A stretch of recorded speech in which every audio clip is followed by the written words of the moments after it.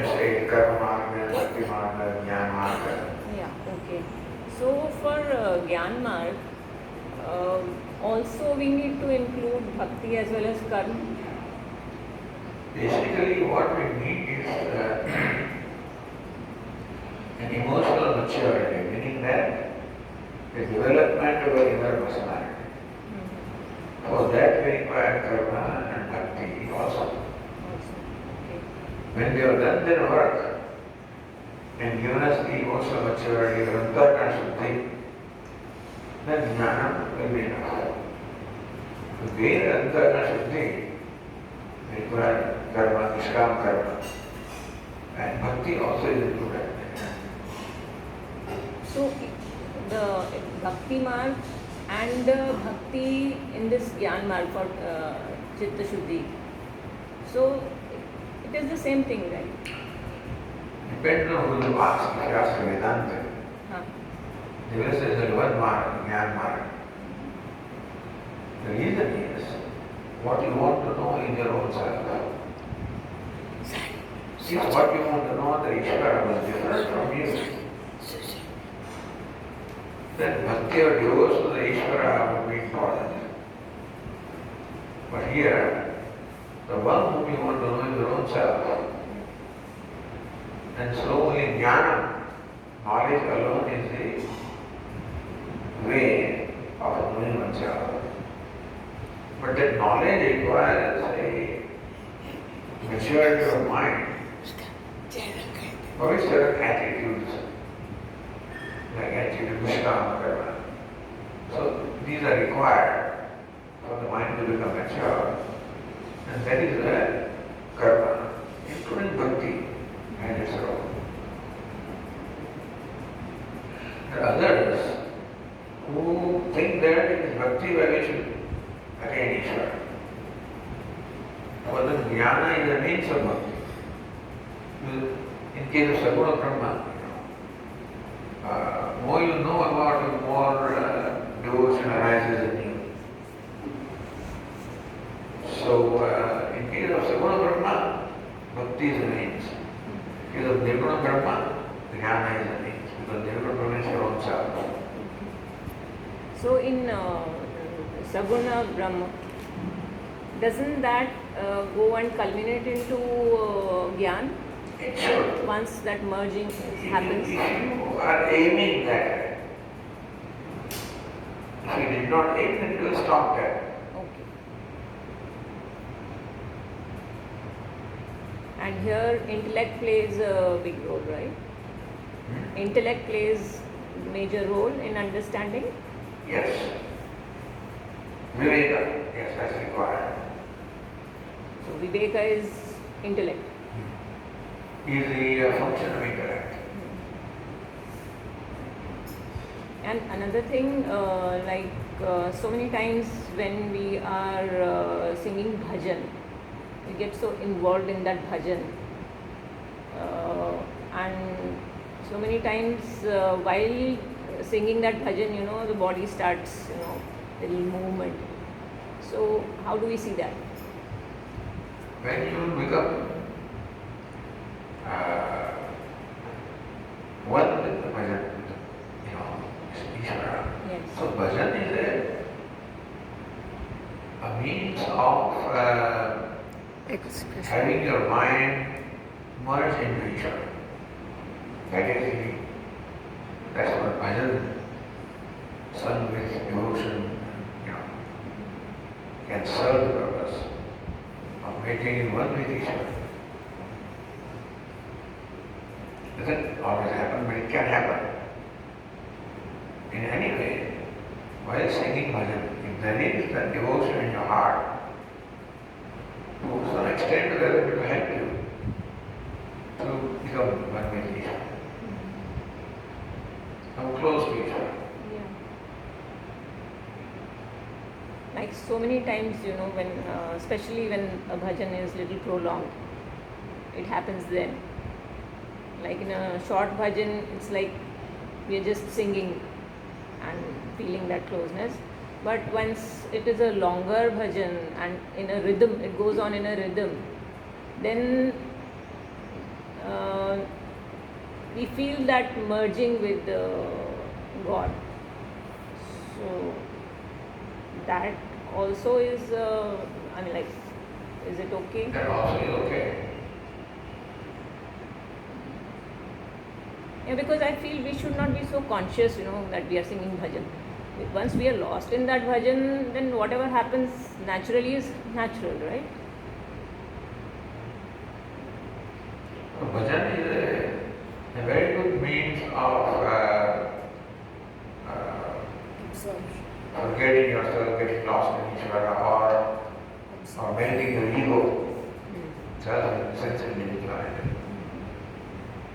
And so many times, like in such a situation, we tend to hold ourselves back. No, nobody is moving or doing anything, so I should just sit.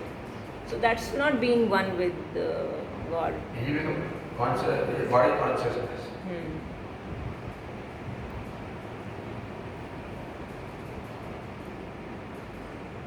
And eventually,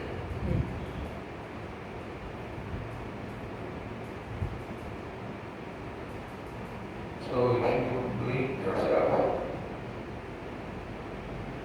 then you're not self-conscious and then move around.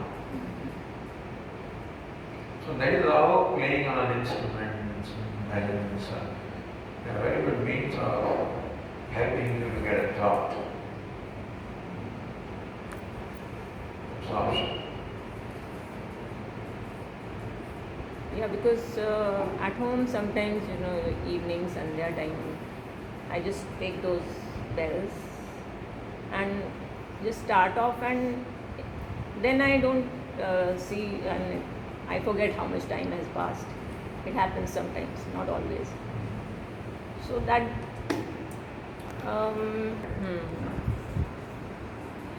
But Bhakti also requires Chitta Shuddhi. Otherwise that devotion does not come. So Chitta Shuddhi is common for Bhakti as well as Jnana. So when which way the person will go, whether it will go on the path of knowledge or path of devotion, that will be determined for a given person. When Chitta Shuddhi happens, that's a common platform for both. okay. And some personality may be drawn towards knowledge, some personality may be drawn towards devotion. So initially it's like, we are doing our, till class 10th we have all the subjects, and after that we bifurcate that way. It will happen, yeah, that. As Mahabharata, Ekadasi Skanda says that.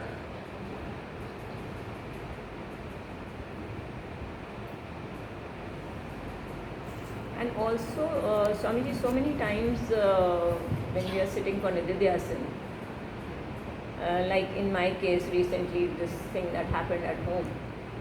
So it was very difficult to sit for Nididhyasana. Every time thoughts would come, and then I would just divert into those thoughts. Then suddenly, oh my God, I was sitting for this. No, this is not me. Then again that contemplation goes on. So how can we be more concentrated on our Nididhyasana? Abhyasa and Vairagya, that's what Bhagavad Gita says.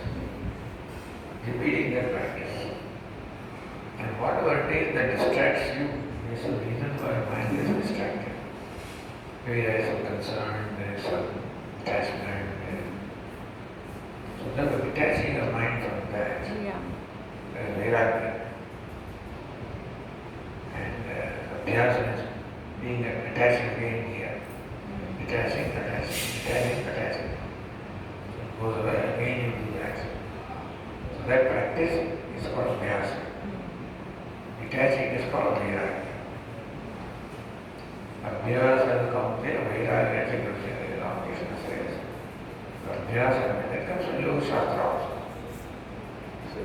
So many times, we feel, I am detached, things don't matter to me. But when something like this happens, then that is the actual test, how far I have reached. It's like, this thing was too close to the inner ahankar, we call it ahankar, when it is not the real self. So with that ahankar comes all the attachment and emotions, all that. So that is when in such a situation, otherwise we feel, yeah, I'm on the right path. And suddenly when something like this happens, like, oh my God, I'm still there.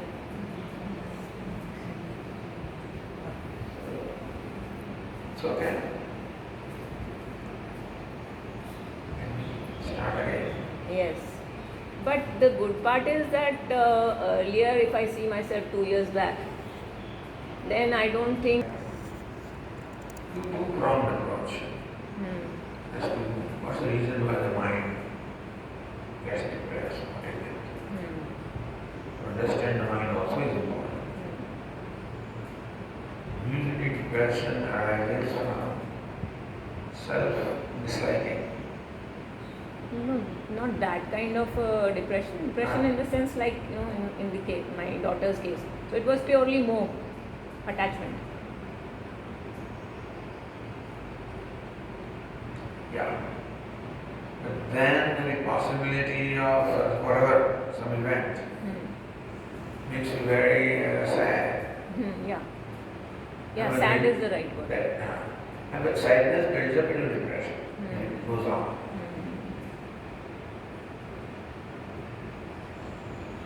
But at that time, if you not deal with your mind and the sadness builds up, becomes depression. Yeah, and also I feel those continuous classes, that were going on. That was again coming back to I. So that I think is a very important thing that we need to continuously be with on this journey. Also in dealing with day-to-day events in our world.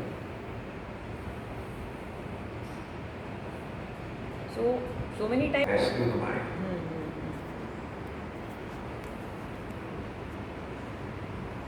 But then again, sometimes I feel like, okay, it's okay, whatever sansara is happening because of such deep sanskaras.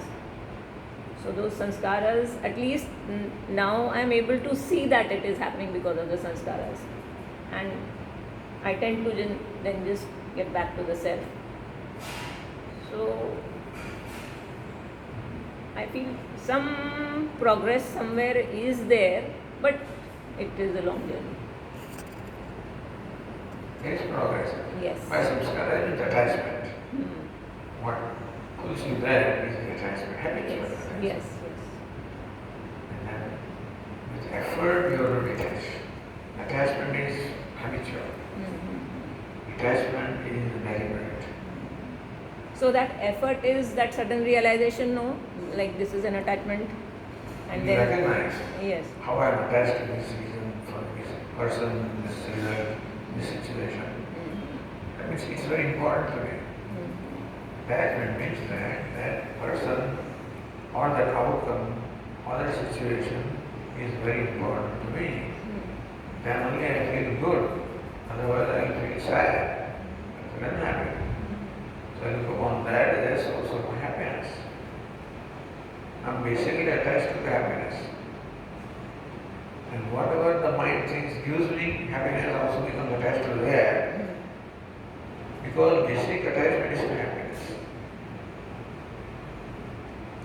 And so, more we realize this, attachment also to my, let's say, daughter or son,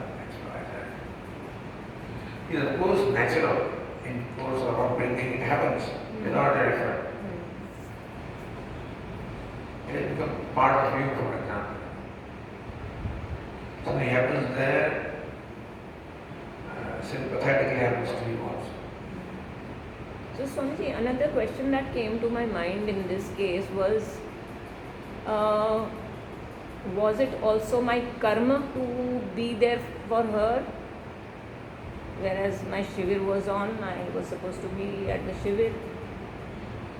Was it some karma towards? So recognize karma is to get actualized knowledge. चलो कर्म के कारण हो गया. Mind proceed further. And now do what you need to do. So this one is the karma. He is shock absorber. Something happened. So karma. So part of the shock is absorbed. You recover from that shock and gain the ability to proceed further. And at that moment, was it as a mother, was it my duty to be there, or like? Well, as a mother will want to be there. As a mother, as a natural, feeling for the child. So the hurdle comes in the realm of duty. It is something that you will automatically do. Duty is when there is choice of doing or not doing. But here, as mother, you will want to do it anyway.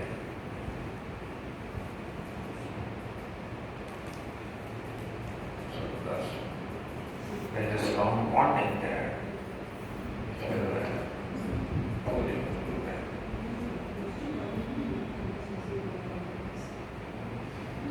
Duty doesn't come there. So what do we see as a duty then? Duty is when the choice of doing or not doing. Do what is right is duty. Then I can do it otherwise also. So no, that is what I want to ask. Was it the right thing done by me, being back there? There will always prompt you to do something. It's not duty. It's a love or affection that makes you do that. Duty is when that connection is not there. Okay.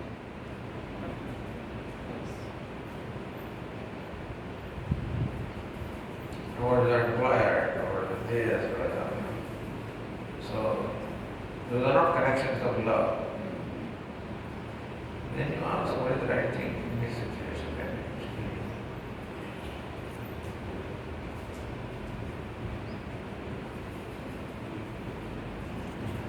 Sanjay,